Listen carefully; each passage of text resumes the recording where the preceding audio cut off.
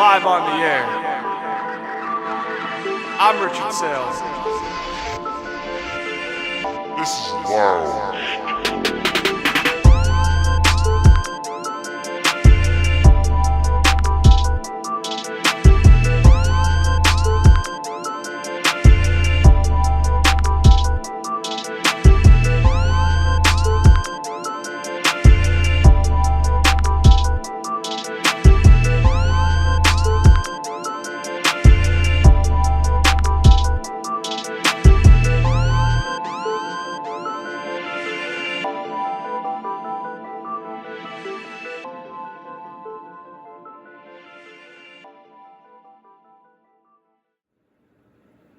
Hello and welcome back to another episode of Lounge Time 2026 Offseason Grades.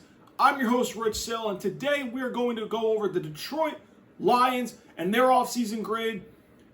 Not the splashiest and flashiest of moves like some teams, but that's okay because even though you may not make a headline grabbing offseason move, you still can have a decent grade. And we're going to get into that with the Detroit Lions right now, and let's get into what did the Lions do this offseason. So the biggest change a lot of fans are happy with is John Morton out as the offensive coordinator, bringing in Drew Petzing from the Arizona Cardinals.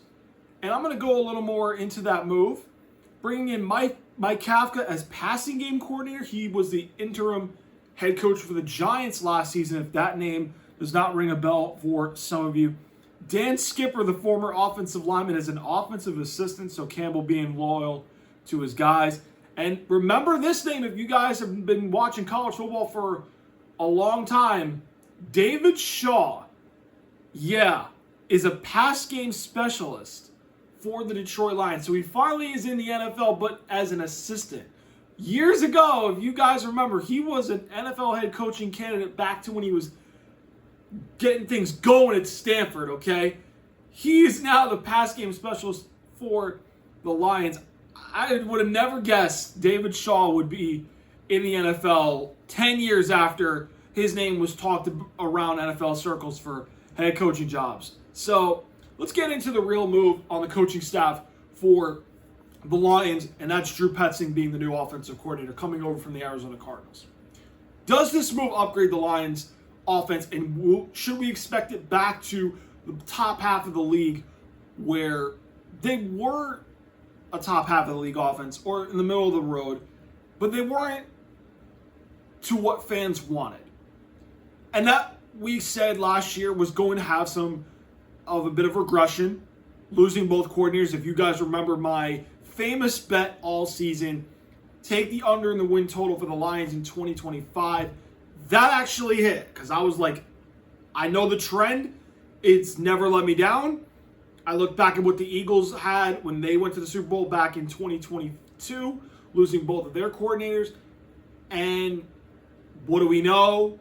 They regressed, and I said the Lions would regress. We don't have to go down that road again. This is a new year. We're talking about 2026.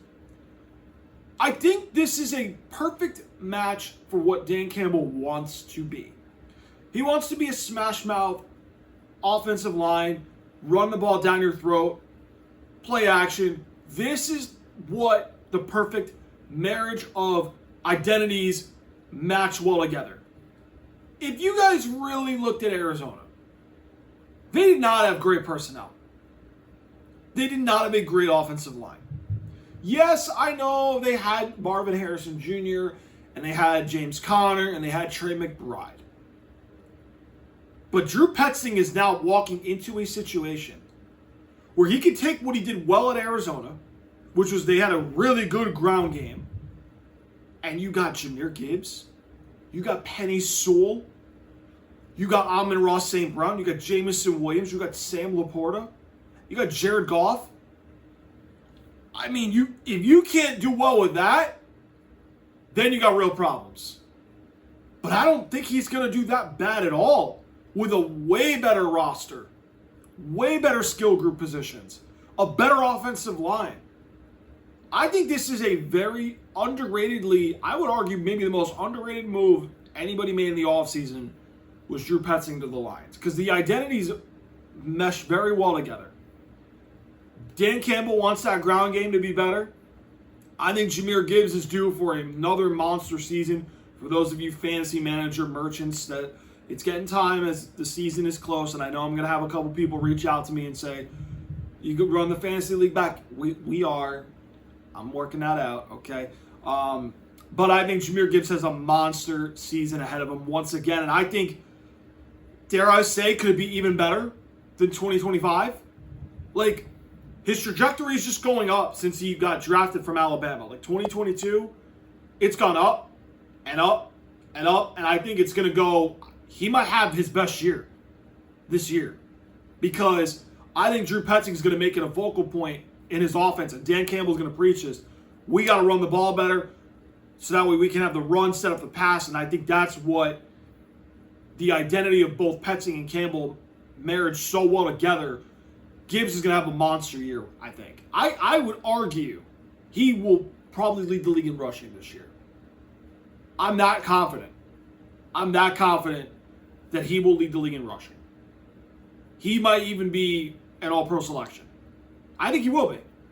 I'm going to go out on a limb and say it.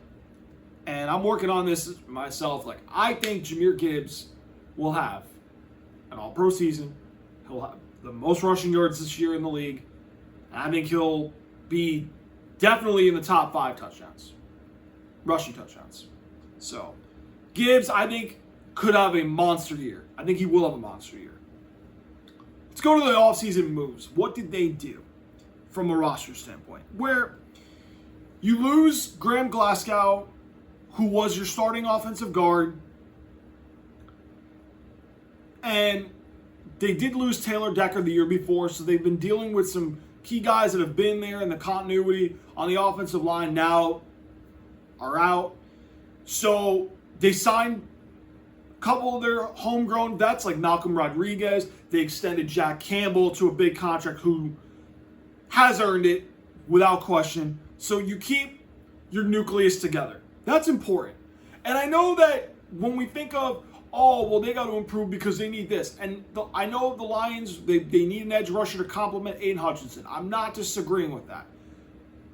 And it is one of the big glaring holes in that roster, and we'll get to the depth chart in a little bit. I don't think this team did bad with what they had to do. You kept Jack Campbell.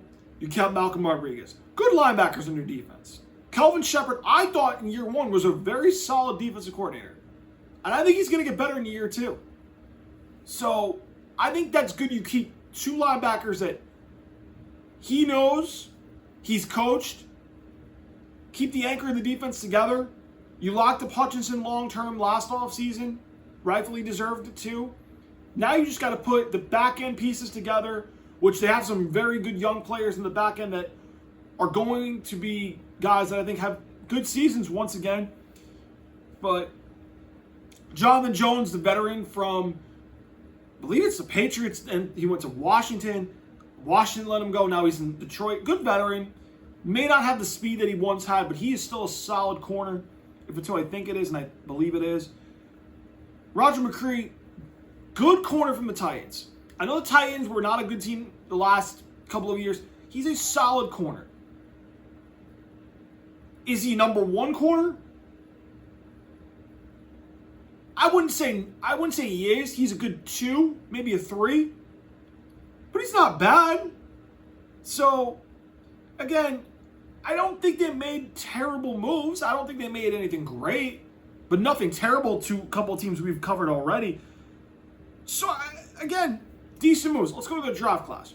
Blake Miller, they drafted with the first-round pick from Clemson. He's an offensive tackle, so out. Taylor Decker was last year. Penei Sewell now might be able to go back to right tackle or move to left, and Blake Miller can slide in at the other tackle spot. So he's learning from a guy who has been in the league now about 5 years. They're trying to get guys that are big. I think Miller's more athletic. I'm very curious to see how he can develop his run blocking ability. Like, I think he's a very decent pass blocker.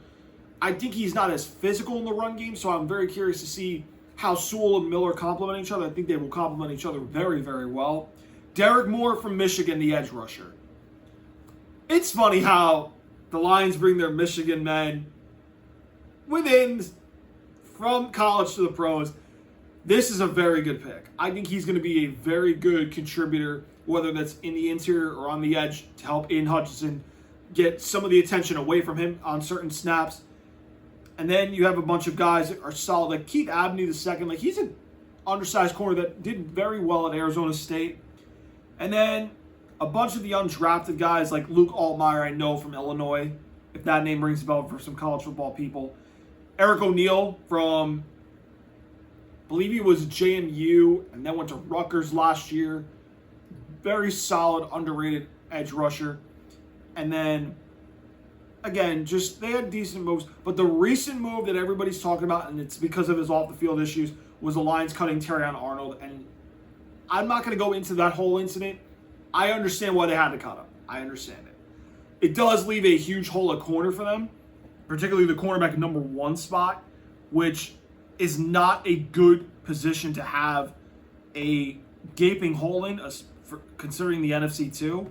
So I think they're going to have to make a move. And again, when you look at their cap situation, this is why every team's offseason is different. They needed that cap space to keep who they have. Because guess who's coming down the pipeline of contract extensions? Jahmyr Gibbs. And he's going to command top dollar for running backs. No question about it. You already paid Sewell. You already paid Hutchinson. Amon-Ra St. Brown just recently got paid, I believe. Okay? So now we're down to guys from 23 class and on. There's some good players out there that they're going to need the money for. Like, I don't know if they're going to give Sam Laporta a good amount of money.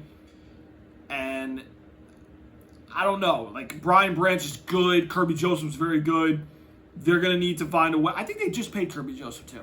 So Brian Branch, though, he's going to be up there for some money. So they need the money for the guys that they are the foundation of this team that will help them be competitive. So I think they've done a great job, Brad Holmes and that regime, of keeping the nucleus together. That was a big point of emphasis. They've done that. I believe that they will. Now, how they maneuver the cap for a guy at corner or an upgraded edge down the road, I don't know. That's going to be determined. Let's go to the roster and preview what what both sides are going to look like. The offense is going to be big time. What I'm curious is how much of a passing game will Drew Petzing have to elevate that they didn't have last year. Now you're like, well, how can a passing game of Amon-Ra St. Brown, Jameson Williams, Isaac Tesla, Sam Laporta be such a downgrade from last year? Well, John Morton was not a good offensive coordinator last year at all. And when you go from Ben Johnson down, you have to expect some regression. You just have to. Okay? Petzing is an upgrade over John Morton. That's truthful. Now, they did trade David Montgomery away to the Texans. And they bring in Isaiah Pacheco. I haven't mentioned that move. I think that's going to be a better 1-2 punch. Because Pacheco, he was not a running back 1 in Kansas City. He was not.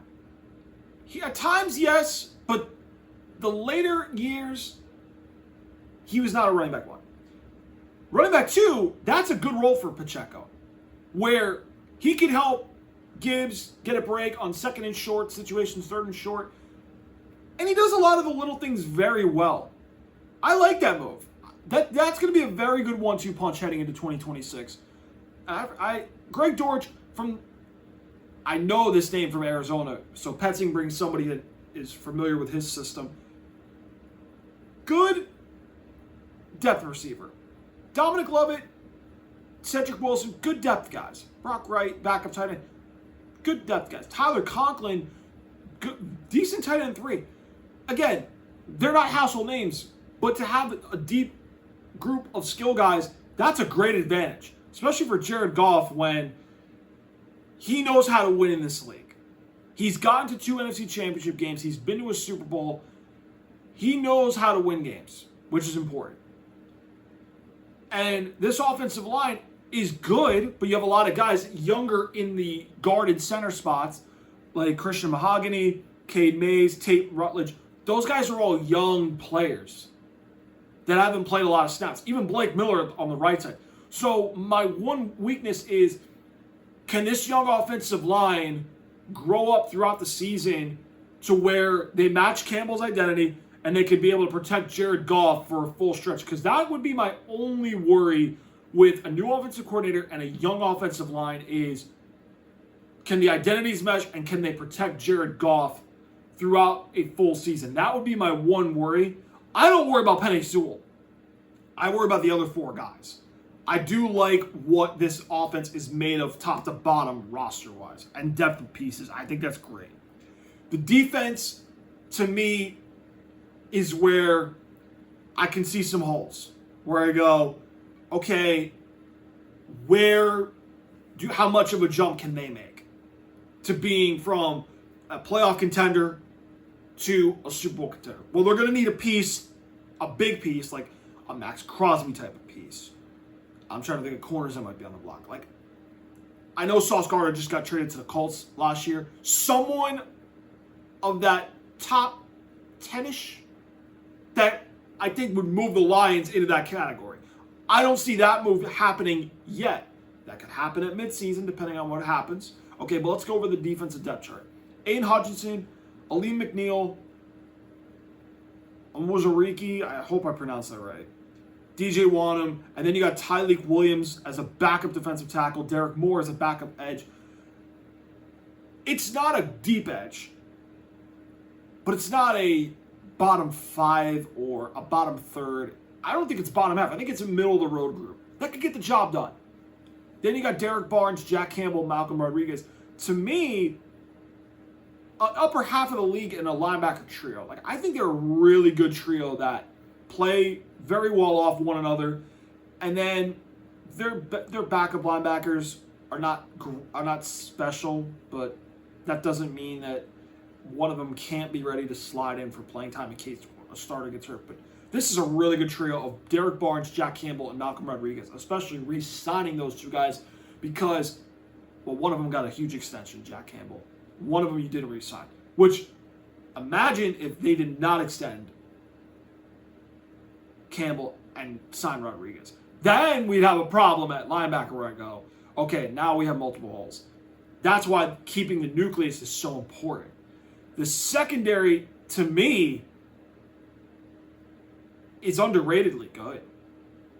DJ Reed is a decent 2, but is he ready to be a 1? No. Even though he had moments with the Jets, I know, and other stops where he was solid, he's not a 1. He's a good number 2 corner. He's not a number 1. Brian Branch, the guy that can do everything, be nickel, be strong safety, in the box. He's a do-it-all safety, not to the Kyle Hamilton level, but he's a good safety that plays anywhere on the field. That's what happens when you play for Nick Saban at Alabama, okay? But that's good. That translates well to the pros. He is the guy, I think, that's going to be another solid piece that he's done really well since he's been in Detroit. I think he's going to have another solid year, is what I meant to say. Okay, Kirby Joseph, to me, and I know we have some good safeties in football. How is he not getting talked about? Like, I will never forget the game. Aaron Rodgers' last game in Lambeau Field. He picked him off twice. And I said to myself, this guy is such an underrated safety. And to me, I don't understand why he's not even talked about, because he's a solid player. And I'm going, I know we have great safeties right now in the league. And I'm going to try to go through my best of who I know jumps out. Kyle Hamilton, Derwin James, I know come to mind immediately. Okay, Kevin Byard had 7 interceptions, but he's a top half of the league safety without question. Jesse Bates in Atlanta's really good. The guys in Seattle are solid. Like Amanda Warrior's kind of a nickel safety. This is why it's hard to judge safeties, because they don't just play deep. Some guys play nickel. Some guys play in the box. They play all over, so it's like, is he really designated here? No. Brian Branch could do everything well, so he is near the very top. Kirby Joseph is the deep guy that plays very well. I don't know why his name isn't talked about much. Keith Abney, I talked about in the draft class. He's going to probably play a lot of the slot corner roles when they have Branch in the deep half of the field. McCreary is a very good number 2, but none of these guys are one corner. They're not a corner number 1. So I'm curious to see that position group as to who can be that guy that develops into the number 1 option that takes on the best receivers for the Lions. Now, let's go to their schedule. And looking at this schedule from the start, there's these 2 games, home for the Saints and at Buffalo. All right, why do I say these 2 games? Because the next 3 are winnable in my eyes for them. Okay? If you can go 1-1 in these 2 games, now you have a short week after the Saints going to Buffalo on a Thursday night, and it's the opener for the new stadium. You go 1-1 with a 3-game stretch after that of being home for the Jets, at Carolina and at Arizona. Come on. Like, you got a great start into the bye week, and then your games get tough after the bye. Okay? So, home for the Saints, I believe that they will beat the Saints. I do. If it was in New Orleans, I'd say maybe not. In Buffalo's a loss. Home for the Jets is a win. In Buffalo's a loss. Home for the Jets is a win. In Carolina and in Arizona, I'm taking them for wins there. I'm saying they go 4-1 into the bye week. Now, home for Green Bay. I believe they'll beat Green Bay. I'm going to go 5-1. Minnesota, I have questions about the roster. I'll get into them when I do their episode. I got them starting out really strong. Because after that, in Miami, I got them starting off 7-1 by the time they play my New England Patriots up overseas, where they lose that game. Home for Tampa. Now, they beat Tampa last year on Monday night.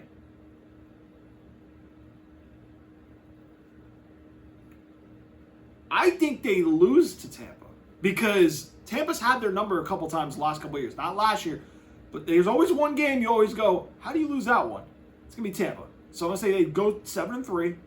Chicago at home. Realistically, I could see them splitting. I'm going to say they win at home against the Bears. See, that's a split. So I'm going to go 8-3. At Atlanta. Not sold in Atlanta. Give me 9-3 there. Home with the Titans. 10-3. At Minnesota, where this is a Sunday night game. Shit's weird, okay? 10-4 going into this game. Okay? 10-3, rather.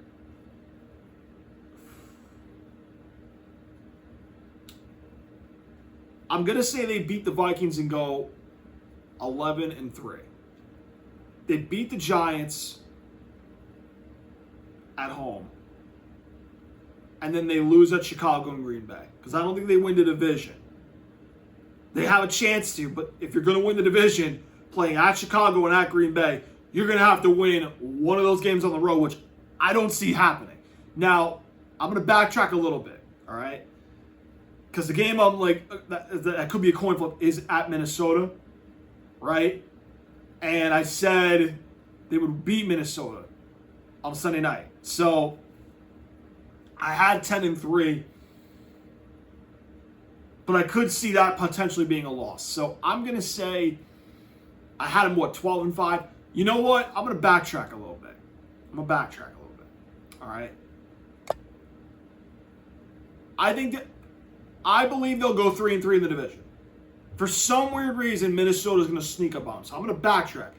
I think they're going to have a tough stretch down the last 4 games. They'll lose 3 or 4, but I think they'll still make the playoffs. I'm going 11-6 for the Lions. I can see it realistically. Possible shot at the division if you're able to steal one in Chicago or in Green Bay, which Green Bay's the likely chance, but they always play you damn tough in Lambeau, okay? And it's not easy to win there unless you were historic 2 years ago when you had Ben Johnson. So I'm going 11-6 for the Lions. I believe they are a playoff team without question, which leads me to my grade. I'm going to give them a solid B. I don't think it was a bad offseason. I don't think it was a terrible offseason. I thought they did some things differently than a lot of other teams. But again, every team's different situation-wise, where they're at in the offseason. But the main thing is you kept the nucleus. You upgraded offensive coordinator. You have holes at corner 1 and edge rusher, which, depending on who's available at the deadline, they're going to have names that they're going to be going after. Their cap space, they're in a tough spot because do you want to keep your core and nucleus you've had established, since Campbell's been there, which that has to be at the forefront of priorities, or do you want to use it on a key piece to go back in the Super Bowl run? That's where Brad Holmes and the front office have that decision to make, depending on how this goes. And they're going to be, this is a very favorable start. The back nine is where it's tough.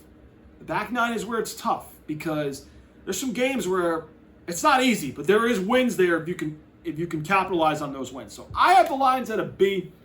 That is today's episode of 2026 offseason grades on Lounge Time. Make sure you guys hit that like button, hit that subscribe button, hit the notification bell, so that way you guys can get all the latest content for the offseason grades heading into week 1 in the preseason picks. Yes, I'll get playoff teams, I'll give division winners, all that stuff.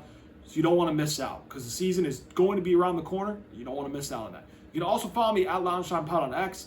Yes, I will tweet when we have some football going on. I'm not going to do training camp, but we'll be tweeting, especially during the season, so you don't want to miss out on that, okay? So, yes, and if you have a question for the show, I have no problem answering it. So, don't fret, I will answer, okay?